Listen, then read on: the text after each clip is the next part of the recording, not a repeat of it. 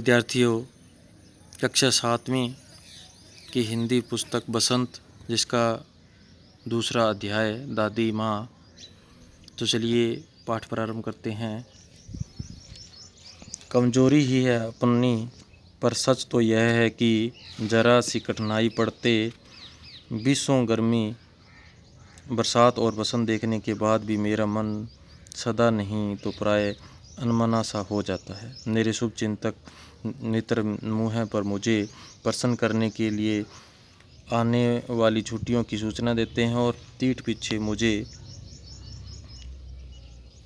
कमज़ोर और जरा सी प्रतिकूलता से घबराने वाला कहकर मेरा मजाक उड़ाते हैं। मैं सोचता हूँ, अच्छा अब कभी उन बातों को न सोचूंगा। ठीक है, जाने दो, सोचने से होता ही क्या है। पर बरबस मेरी आँखों के सामने सर्द की शीत किरणों के समान स्वच्छ शीतल किसी की धुंधली छाया नाच उठती है।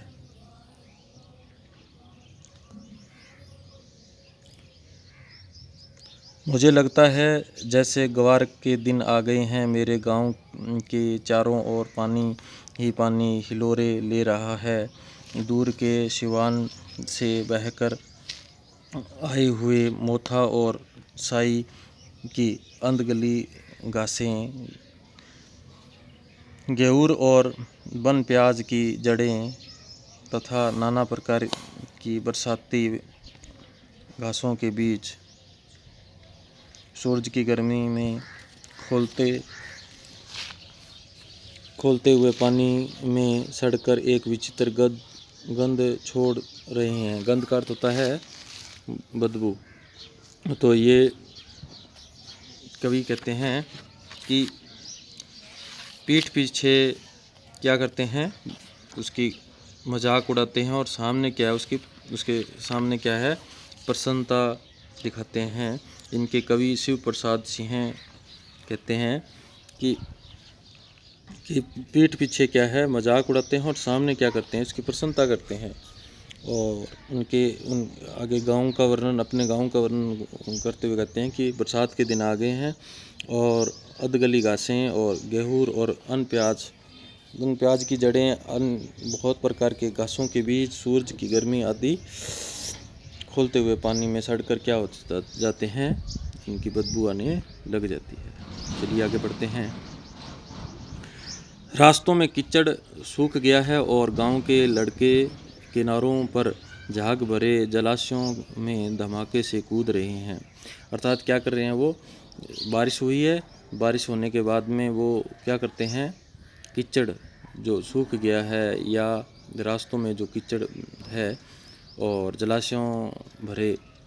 जलाशयों अर्थात जो पानी के भरे हुए उनके किनारों पर जाके वहाँ वो बच्चे क्या करते हैं, कूद रहे हैं और अपने अपने मौसम की अपनी अपनी बातें होती है। आषाढ़ में आम और जामुन न मिले चिंता नहीं, अगहन में चिवड़ा और गुड़ न मिले दुख नहीं, चैत के दिनों में लाई के साथ गुड़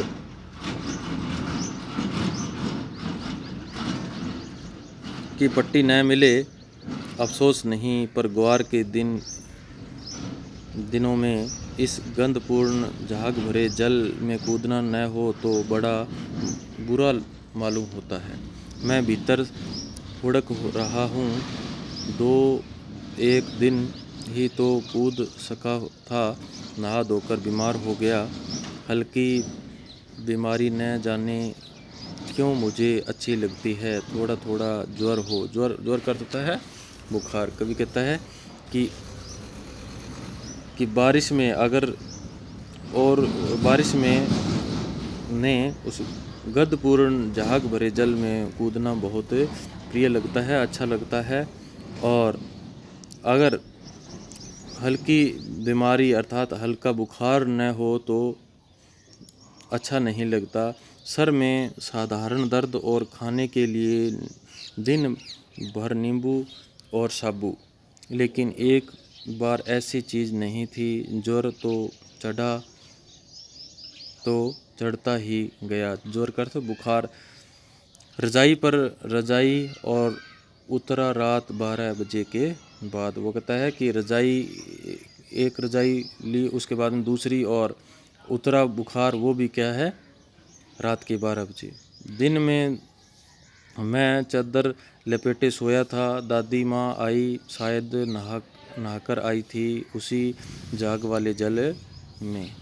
तो उसकी लेखक की दादी भी क्या है, उसी समय दिन में वो सोया था और उसी समय उसकी दादी नहाकर वो आई और उसी जाग वाले जल में।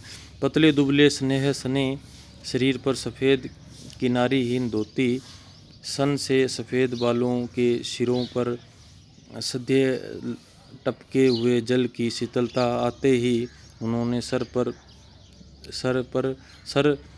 सर और पेट छुए। इसके लेखक के आंचल की गांठ खोल किसी अदृश्य शक्तिधारी के चबूतरे की मिट्टी मुँह में डाली, माथे पर लगाई, अर्थात किसी चबूतरे से लाई हुई मिट्टी उनके माथे पर लगाती है। दिन रात चारपाई के पास बैठी रहती, कभी पंखा जलती, कभी जलते हुए हाथ पैर कपड़े से सहलाती, सर पर दालचीनी का लेप करती और 20 बार छू छू कर जोर का अनुमान करती। हाड़ी में पानी आया कि नहीं, उसे पीपल की छाल से चौका कि नहीं, खिचड़ी में मूंग की दाल एकदम नील तो गई है, कोई बीमार के घर में सीधे बाहर के आकर तो नहीं चला गया, आदि लाखों प्रश्न पूछ कर घर वालों को परेशान कर देती है।